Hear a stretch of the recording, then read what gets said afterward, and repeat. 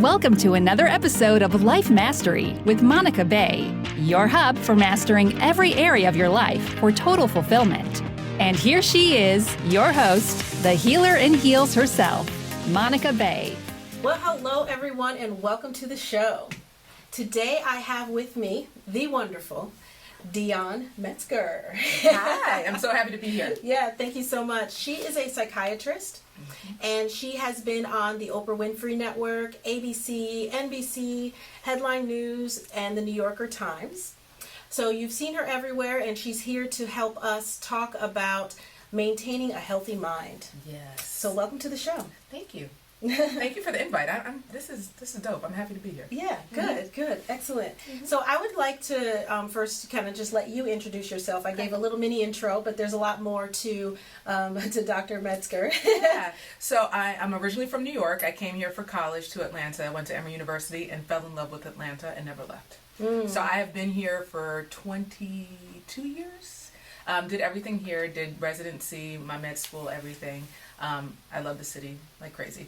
And I love it too. Yeah, right? Oh, we talked about this, right? Yes, You're we from did. Jersey? I am from Jersey. See, I remember this. Okay, yes. See, like, why would we go back? Okay. I won't go back. No. Love you, New Yorkers for life, but yeah. I live in Georgia now.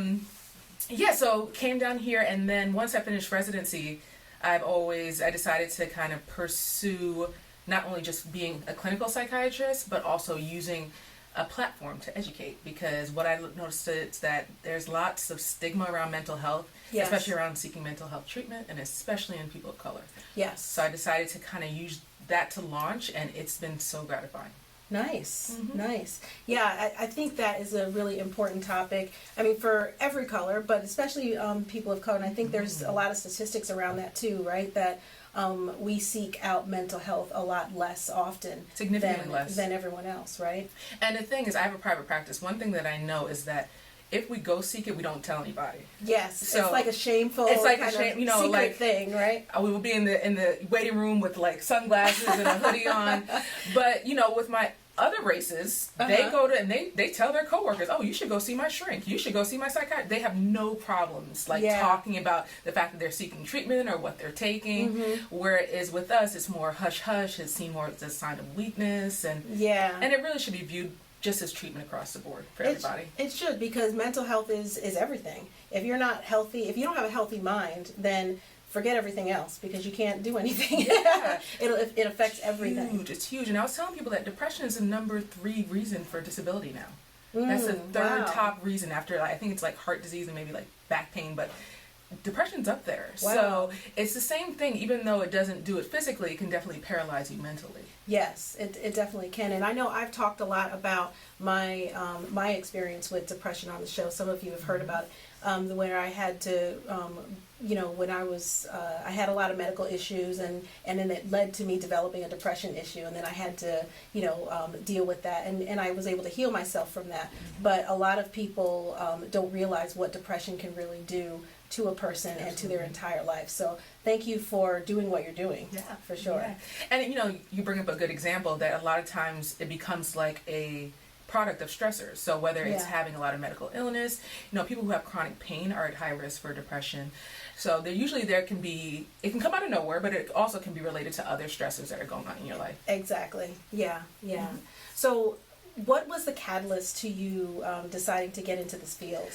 It's interesting. When I started, in my senior year in high school, I took a psychology class, and I was like, wow, this is pretty interesting. And I noticed that I was like paying attention to people around me, like, ooh, do you have that diagnosis? I just was so interested in it and just learning how the brain works. So that's probably where the initial interest started. And then when I came to Emory, I knew I wanted to go into medicine. I actually wanted to be an ophthalmologist when I first started medical school. Oh, okay. And in our third year of medical school, what we do is we rotate through every specialty.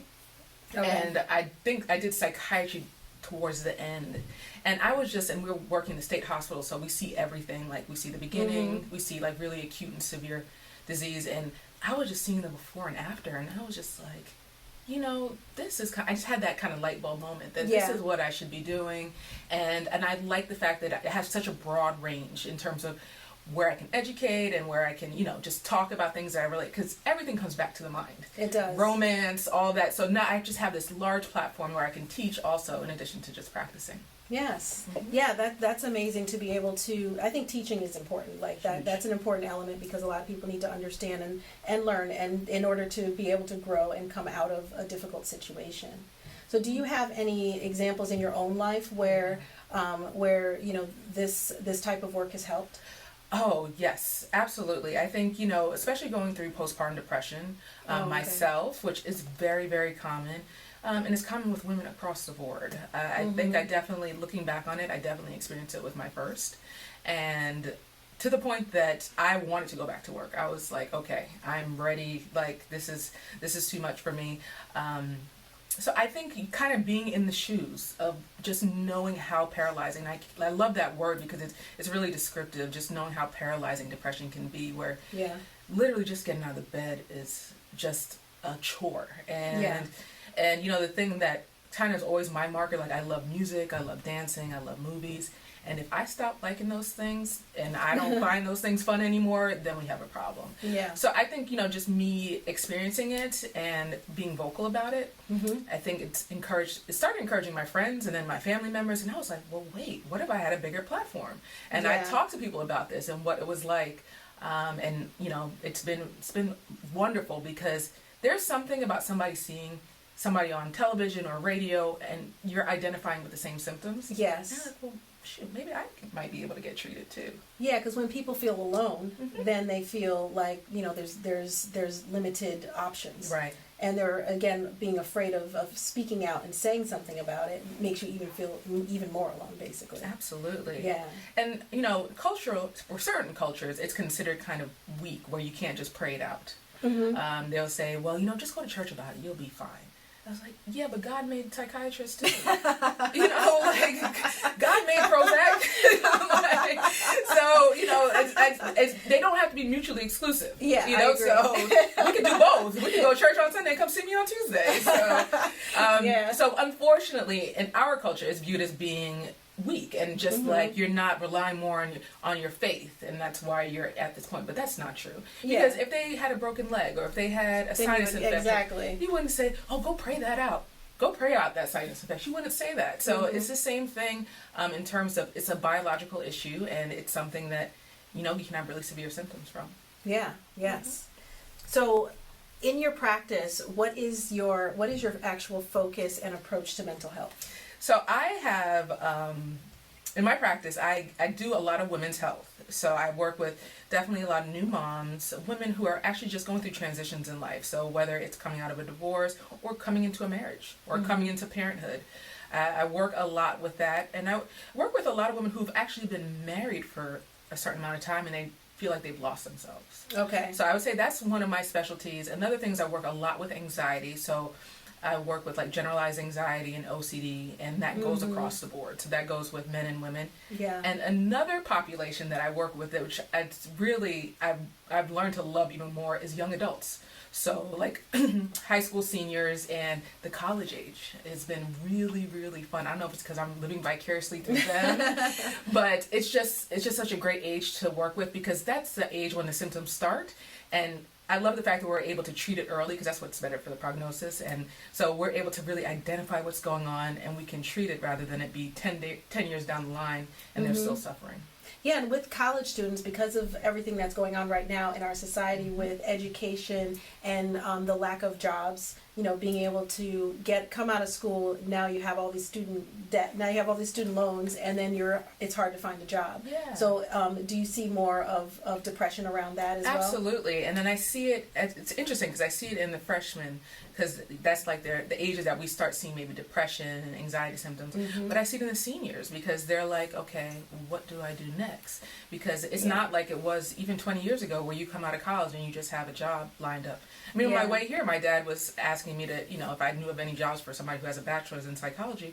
And I said, Dad, no, I don't. But 20 years ago, I probably would. And it's just, we are just at a different kind of whole level in terms of the comparisons. Like, we can't compare it to the generations before us. No, and all the rules are different now. It's very different. So, what are ways that you have helped people through things like that? So, one thing that I do is, because a lot of times, first of all, young adults and everybody's really big on privacy. So I always, assure them that this is something that just stays between us, what stays in the room. Mm-hmm. And I also let them know that we're in it together. We try to really just say, it's almost like we're just going into this journey together. It's not, because a lot of people think psychiatrists are just like kind of prescription writers, give you a diagnosis, 5 minutes, you're out. No, I don't practice that way.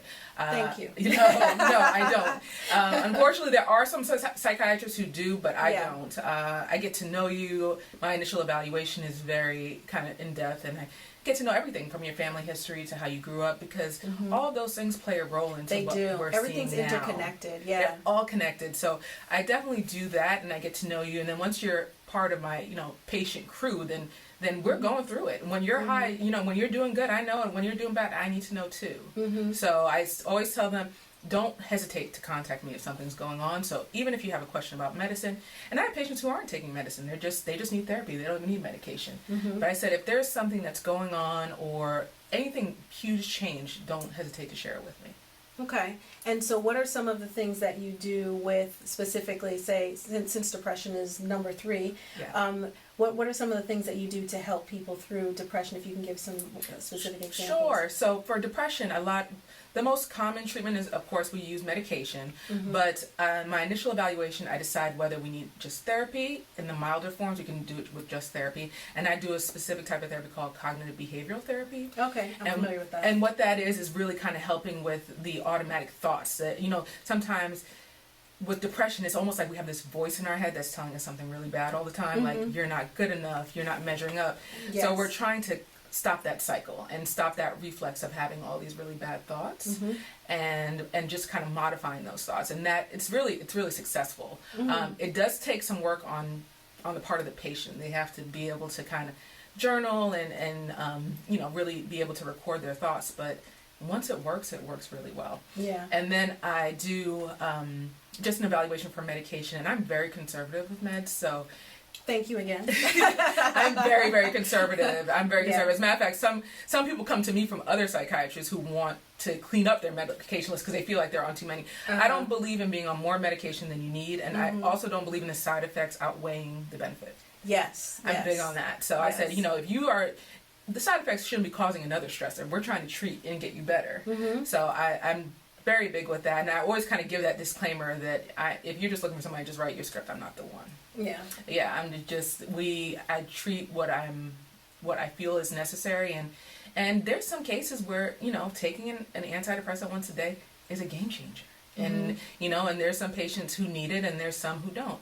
But I think I do a lot of psychoeducation because, unfortunately, with the world of the internet, anybody can post anything about any medicine, and it doesn't have to have any science behind it. But if you Google it, the first thing they'll see is Prozac or Celexa is the worst medicine you can ever take. And and we absorb all that information. So I just try to do a lot of education about the medications. And, something that a common question that I get from people when they get started on antidepressant, they say, well, I have to take this for the rest of my life. And I say, it is your choice. But the thing with depression is it comes in waves. We don't know if the next episode is going to come in 2 months if we were to get off meds. We don't know if it's going to come in 2 months or 6 months or 6 years.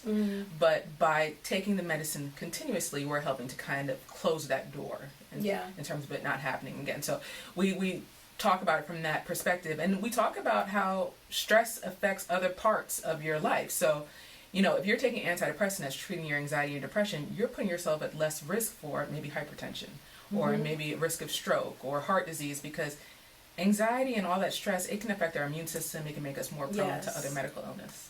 Yes. And so speaking of anxiety, what are some of the things that you do to help people, with anxiety? Because I know firsthand, again, I've told my story many times about how my body actually started breaking down on me before, and I found out about that. I found out it was simply anxiety and stress because I was overworking myself at the time, and I had partial paralysis. I wasn't able to walk.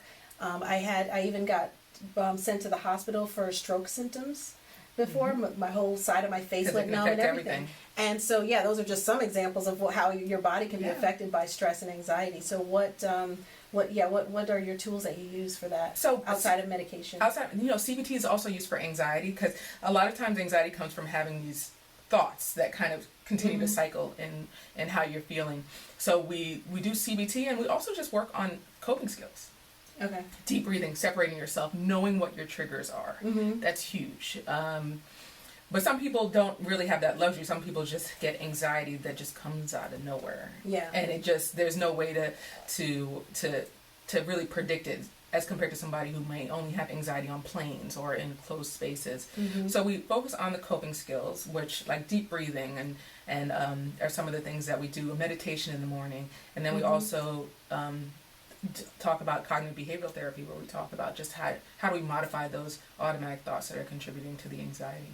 Yeah. So now that you have mentioned cognitive behavioral therapy, because I'm very familiar with that because I'm a hypnotist, and those are some of the things. So I would love your take as a psychiatrist on hypnosis. Well, I'm so happy that you asked me, because I recently had hypnosis done to me. Oh, really? Oh, okay. So I'm the person who practices what they preach. So I was like, okay, let me see what this is like. We learn about hypnosis briefly in residency, but we don't really get that much exposure to it. We just kind of see the attending do it on a patient, and then we learn a little bit about it, but we never really get to practice it. Yeah, we don't really get to practice. We learn of it, but we don't get to practice it.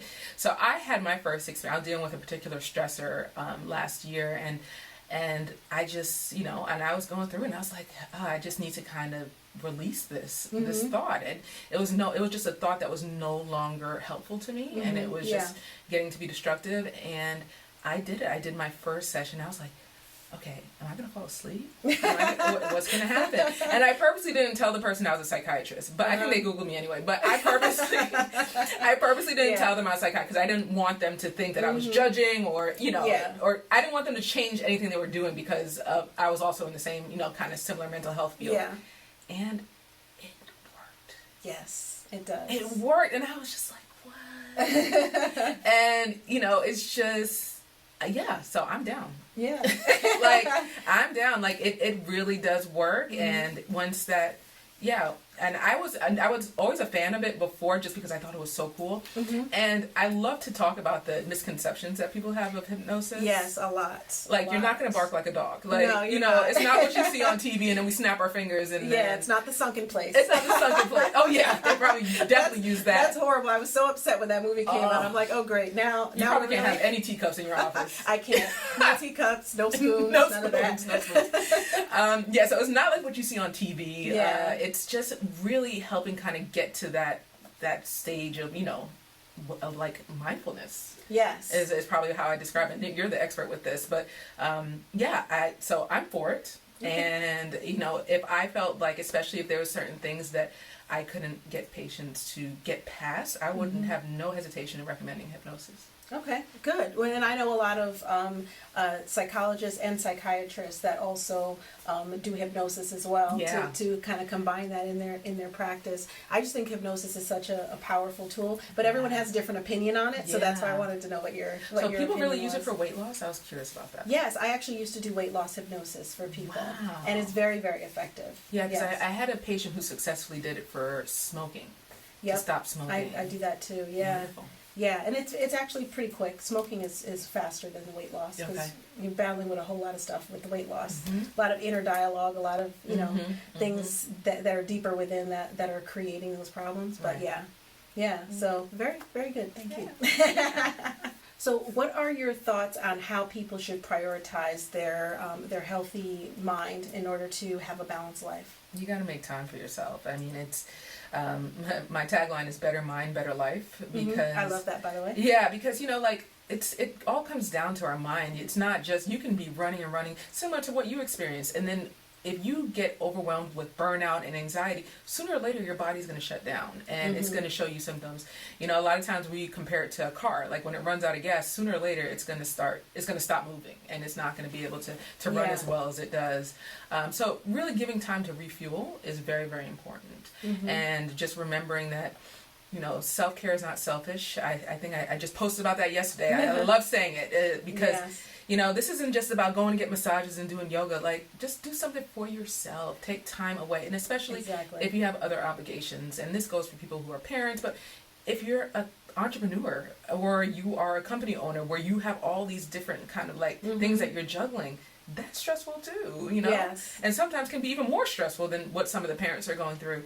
So I just say, just be careful to kind of just always check in with your balance if you're feeling burnt out. And you'll start to know the signs, like when you're getting burnt out. For example, and my husband would agree, I get very irritable. I get very, very, very it's like I'm like a child. Like I get irritable, like I need a nap. Like, so everybody like time out, like Dion, go take a nap. So so it all changes based on, what your signs are. Like some people get irritable, some people, and it might be even more serious than that. Some people notice that they may drink more alcohol, that's a big problem. or they eat more. Emotional eating is really, really common. So just kind of paying attention to yourself and saying, okay, wait, I wasn't doing this as much last week. Maybe I need to just take time. Personal days, if you have those at work, use those. Yes. Use those. I mean, I had people who tell me, like, I have patients say, oh, I have like 100 sick days. I was like, that's nothing to brag about. That was my story, that when I overworked myself. That's nothing. I have no sick days right now because I use up all of mine. I learned that. Yeah, see? I had to learn it, though. Yeah. So, what are you saving it for? Like, use it to refuel the tank. But you see what happened. I would burn out if I didn't use them. Yeah. I mean, like, it's so funny when I look at my PTO box. It's like always near empty because I'm like, oh, just reach 8 hours. On another trip. I'm gonna take that. I'm out. But right. just using time to take to yourself, but also saying no is really. I fully agree with that. Important. Yeah, and so many people have a hard time doing that. I didn't learn that until recently. I probably like in the last 3-4 years, and I don't even think of myself as being that much of a people pleaser, but I'm a person of my word. And like sometimes if things get overwhelming, even if you promise to do it, some stuff happens and you might not be able to. So just recognizing when I put too much on my plate and I was just like, you know what, I might have said, but I'm not going to be able to do this. So just saying no.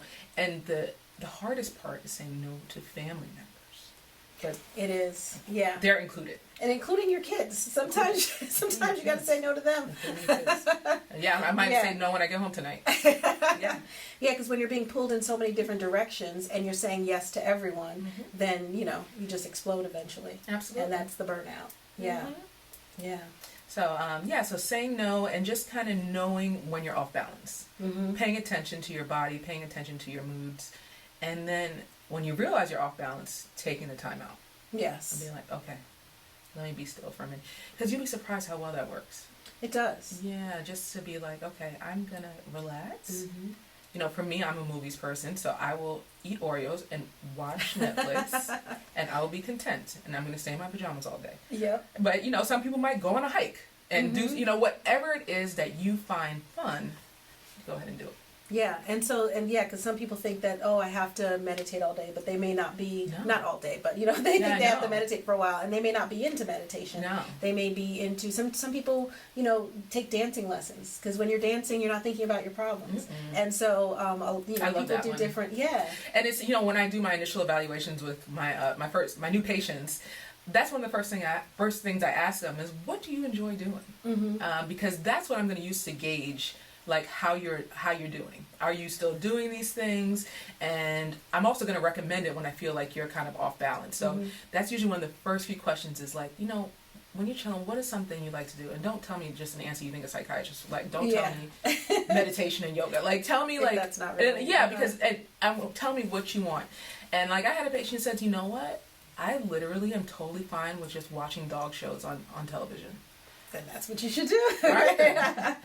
But go find some dog shows. I have a question about that now that you mentioned that, because one thing that I notice in the work that I do is I actually receive, and I'm sure you have the same, so I'm going to ask you, but I get a lot of people that actually can't answer that question. I know. But they really don't know It's what scary, they enjoy. Right? It is. And the first time that happened in my office, I was like, what do you mean you don't know what brings you joy? You don't know what you're passionate about? You don't know what can bring, what makes you happy? And the answer that I got back was, I don't think I've ever been happy before. And that's so heartbreaking. So do you receive that a lot? I you do. get that? As a matter of fact, I had a new patient, and I said, when's the last time you felt happy?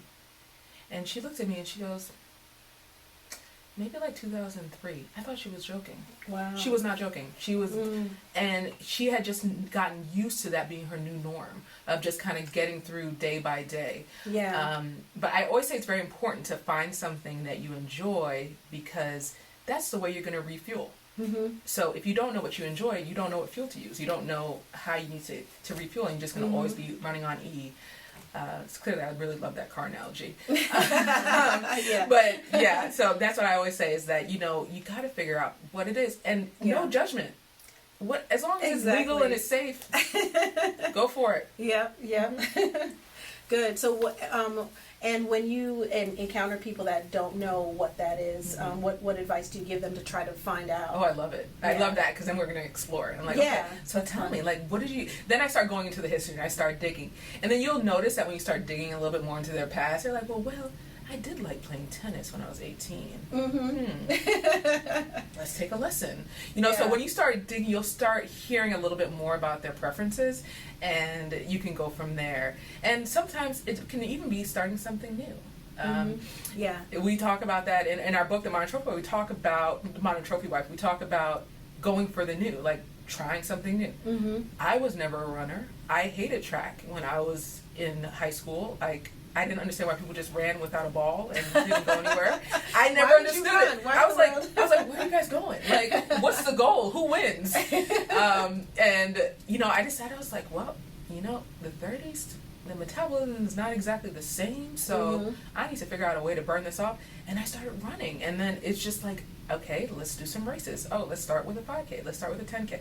So I get competitive. I'm like, well, half marathon. Marathon. So, but that was just an example that it was something that was rewarding. I would have never guessed I would have done it 10 years ago.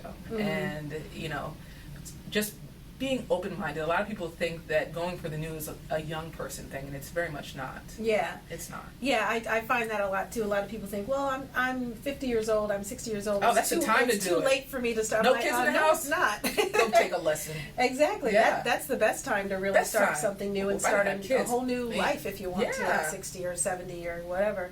I mean, I don't know if you've seen, I'm just going to randomly, the 70-something-year-old bodybuilder. Have you seen that? Did you see the 100-year-old runner? I have. Yes. That's crazy. Yeah. So point is, message. It's never too old. She made me feel so lazy. I got up and ran the next day. I was like, she's 100. Yeah. I could go running tomorrow. Yeah. So, That's a good message right there. It is. It's never too late and you're never too old to start something new and to change your life, really. And it can be anything. We're talking specifically about sports, but it can be knitting, painting, anything. Yeah. You may have a hidden talent that you don't know about until you try it. And find your joy. It's a really good way for me to figure out what people like. I said, if you didn't do whatever your profession is, what would you be?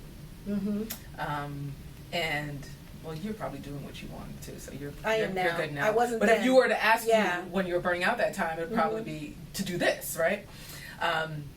That's a really good way to find out people's interests. Yeah. Like, I was like, I had a patient who said, I'd be a race car driver. I was like, so you like cars? So let's figure out a way to bring cars into, going to car shows. So it's very interesting when you ask that question of what would you be if you weren't doing what you're doing. Yes, yeah. So everyone at home, ask yourself that question. Yes. And see what you respond with. Never and then know. make some changes around that. Make some changes. Yes. So what are the most common issues? I know we talked about depression and anxiety. What would you say are some of the other most common, like bubbles up to the top, issues that people come to you with? Definitely depression and anxiety and transitions in life. Dealing with loss. And I'm not just talking about like death of a loved one, but I'm talking about divorce and ending of relationships. Okay. There's a lot of devastation that's associated with that, and sometimes just having a listening ear. And it's not even sometimes we don't even do medication, but we don't even go to that option. It's just having a listening ear and having somebody kind of just be in your corner. So I would say depression, anxiety, and I work a lot with OCD, which is really, really interesting to treat because people have such different compulsive behaviors. Yeah. And But those are the primary diagnoses, but just dealing with transition.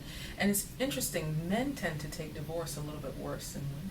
Really? That's surprising. It's like one of the more, as a matter of fact, it increases their risk in terms of their suicide risk, because usually when you see it, particularly in white men, that if they had a recent suicide, very commonly it was a recent divorce that took place.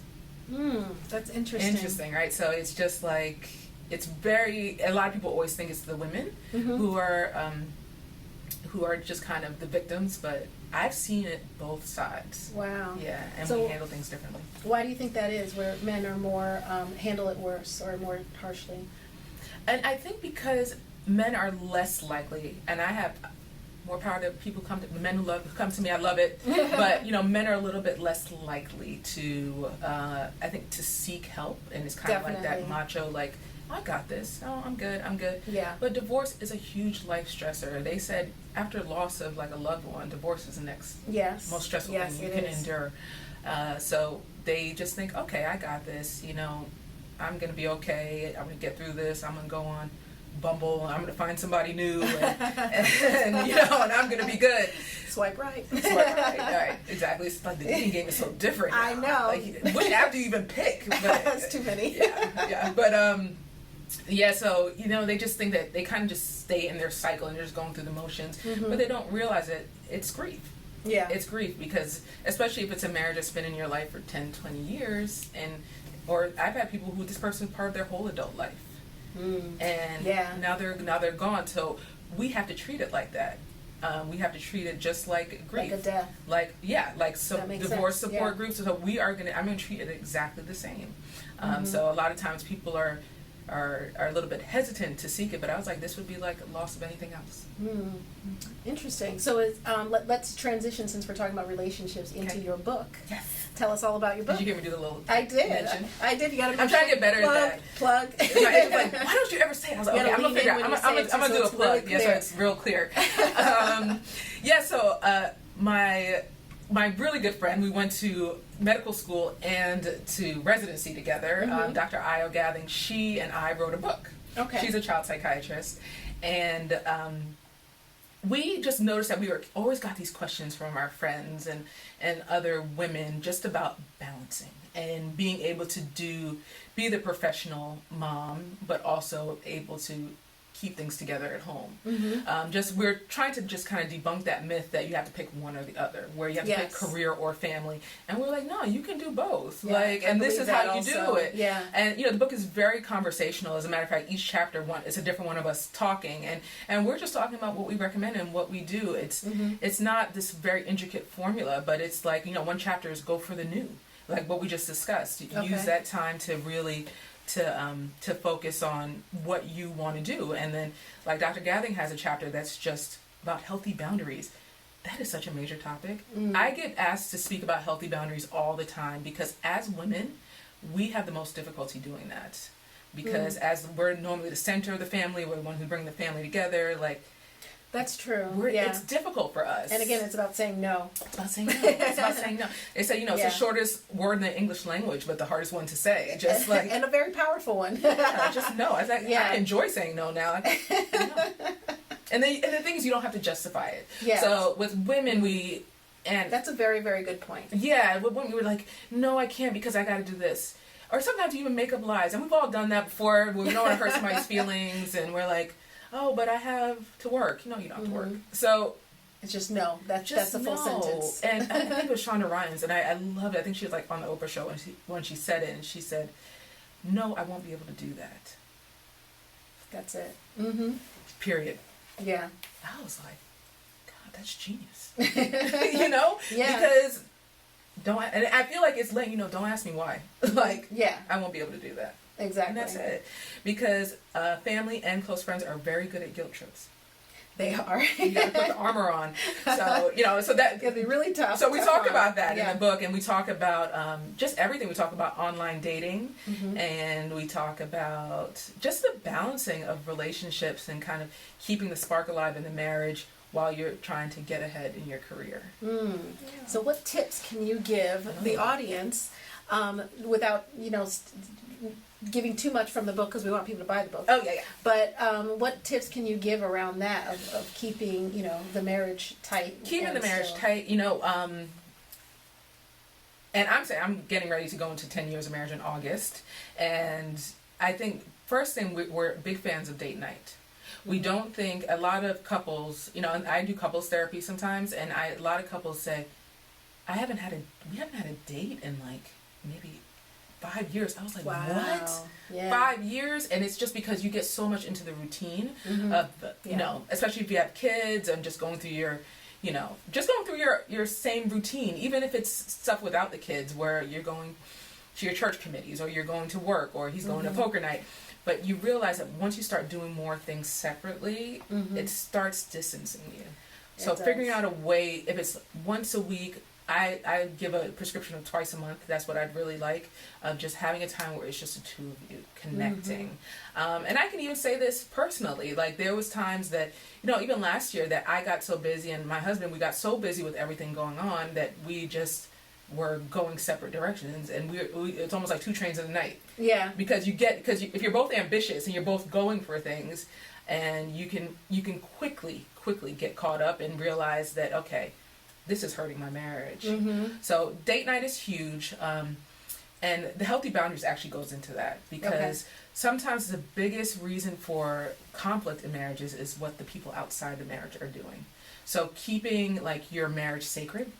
So first of all, you don't have to keep your marriage sacred. You don't have to tell everybody the business of what's going on in your relationship. Thank you. I'm telling you. I'm saying thank you a lot today. Good. Saying some good nuggets. Yeah, because, and this goes for relationships, period, because if you might forgive your spouse for something, they're not going to forgive. Exactly. And Thanksgiving dinner is going to be awkward now. Now they know all your drama. Yeah. And then that's what's going to be on their minds. Yeah. And just, it's just messy. It's just messy. So trying to keep that whole sacred, it's just me and you, when we're going through our stuff, we're going to keep it private. I think healthy boundaries is really good, and not bringing, because sometimes mother-in-laws, father-in-laws, sister-in-laws, brother-in-laws, they like to get caught up in it.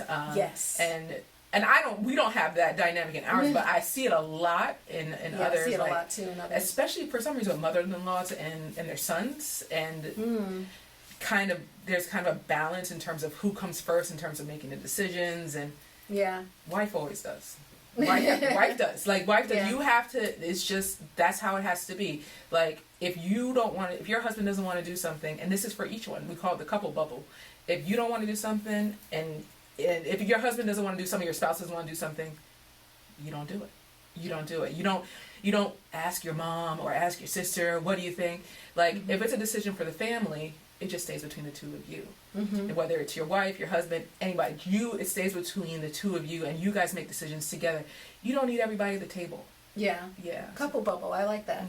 That's not mine. I wish it was. Oh, well, it's good. Yeah, I don't remember who it is, though. Yeah, it's really, really good. Yeah. So anything else that you don't mind sharing? Any tidbits from the book? Teasers? Okay, teasers. So healthy boundaries. We have some homework too, so we have some stuff for you to do. We're really big on having fun. So to let you know about me and Dr. Gathing, we are a work hard, play hard kind of girls. Okay. So we just don't believe in just being completely submerged into one thing. Yes. So we, as a matter of fact, it was a very interesting time when we wrote the book. She didn't have children yet, and she had just gotten married, and she had met her husband through online dating. Okay. So it was perfect because we got to give two different views of, me being just like kind of on my second child, and I think Blake was like only a year old.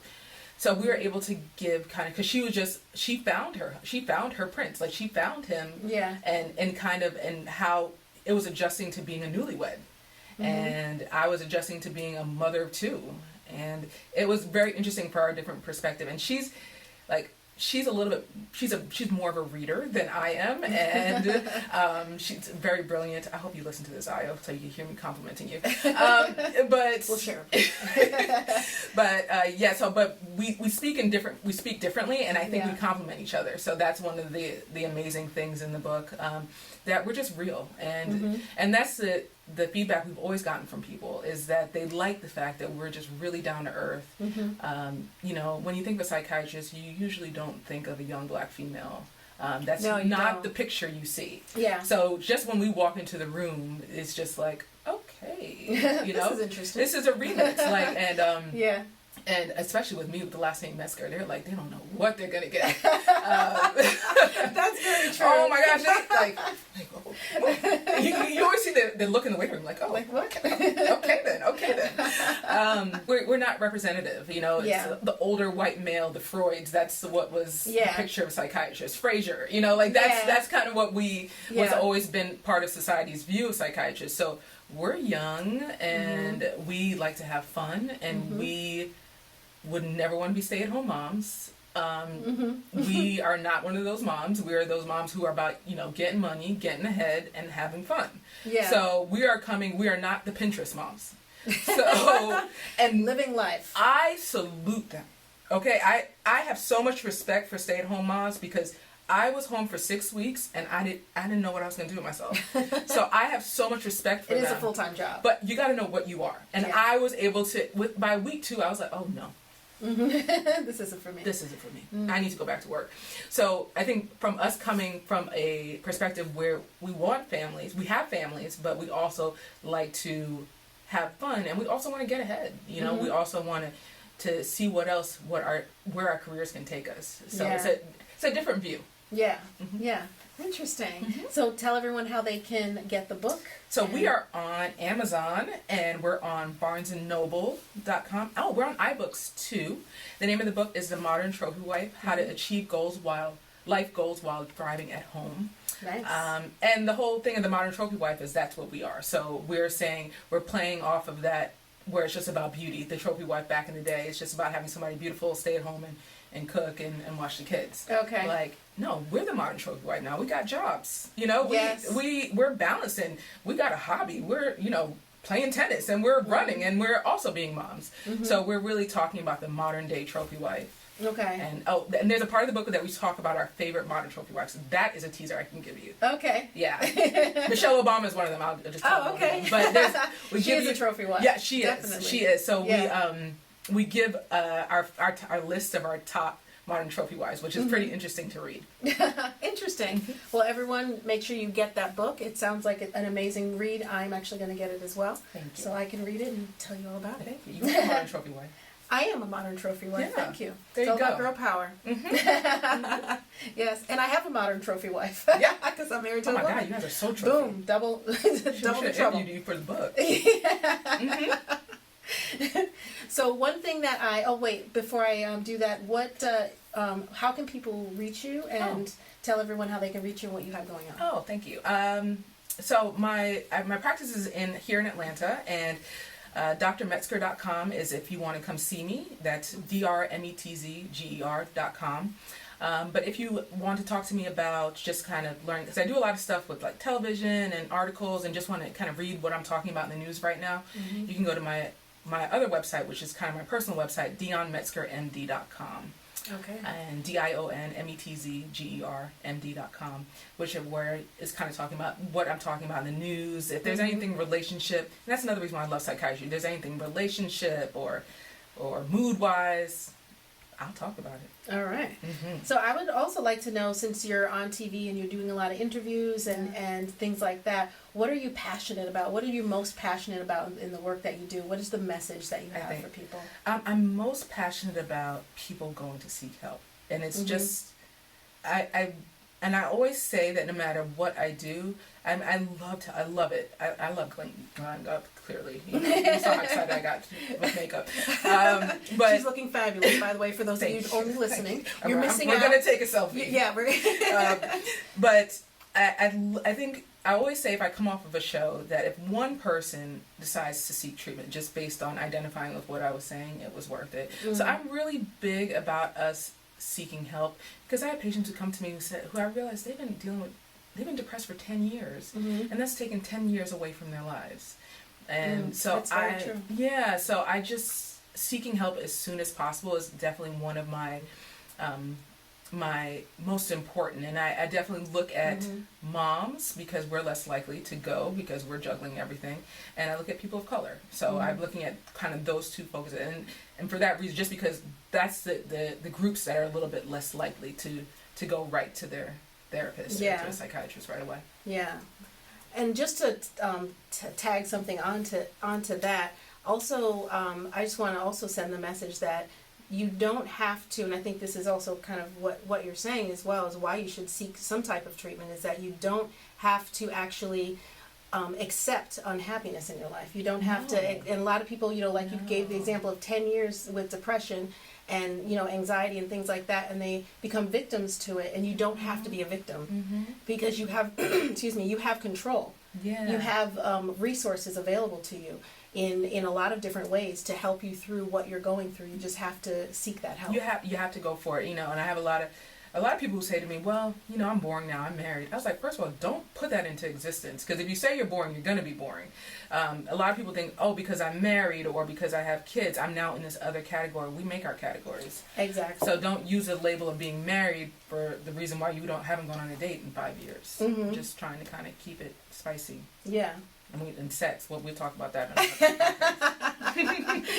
That'll be a whole other That's podcast. a whole other one. That's a whole other one. But that's also important to a relationship, and Very. it's also good for your mental health, isn't it? It's great for your Yes. mental health. I wrote an article one time about the mental benefits of an orgasm. It's in Shape magazine if you want to Google it. Okay. And you'll be surprised. Do you know it makes your skin better too? Really? Oh, okay. See, we could talk on a whole podcast. Orgasms for all. Orgasms for all. I wish you all merry orgasms. I married orgasms. Oh, that's great. So we are talking about a healthy mind today, and that is part of it. Yeah, very much so. Yes. And also, it makes you happier. It also is a stress reliever. It's also connection too. Yes, definitely. And especially when you're talking about relationships, that connection, because there is a sharing of energy and emotion and thought and all of that happens during that. Yeah. And it's almost like a weight lift sometimes if there's tension, and it's like, so it's just so many benefits. Yes. Increases blood flow.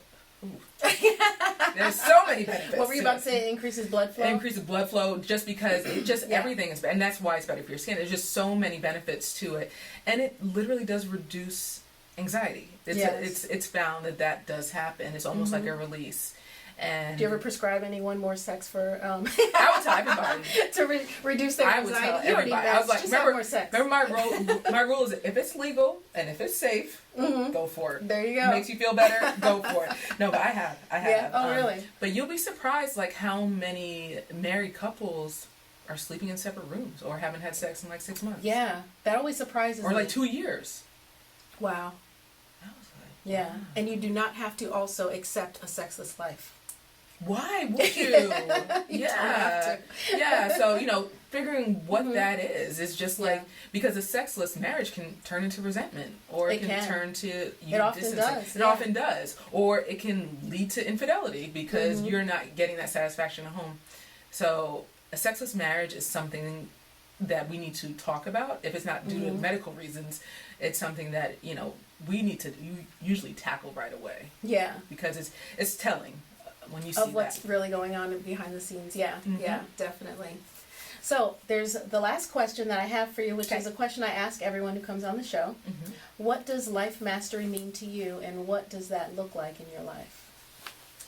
Life mastery means knowing my balance and knowing when I'm out of balance, but knowing what refuels me.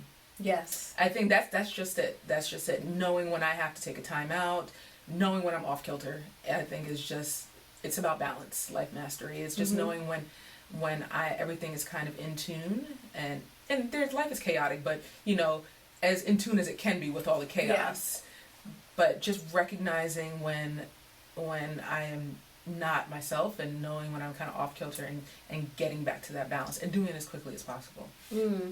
Yeah, and I think a lot of people can definitely resonate with that, and I love that answer because it really is about balance.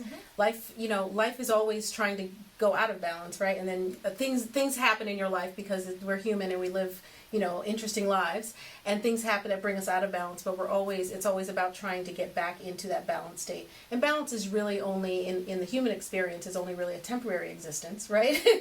and then we get out of balance, but the whole point is getting back in balance and mastering your life. Yeah. And the striving for the balance is where the joy is. Exactly. Right. Yeah. So, even if you're not fully in balance, you're trying to always make sure and go for that. That's where the joy is and where the peace starts. I like that. I like it. Well, thank you so much for being on the show. Thank you for having me. Thank you. I mean, we could have kept going. Yeah. We will definitely have another episode around sex. Yeah. Yes. Ooh, that's going to be a good one. I'm doing some research. Okay. Right on. All right, everyone. So maintaining a healthy mind. This has been a wonderful interview with Dr. Dion Metzger. Thank you. Thank you for having me. For more information, go to my website at monicabay.com.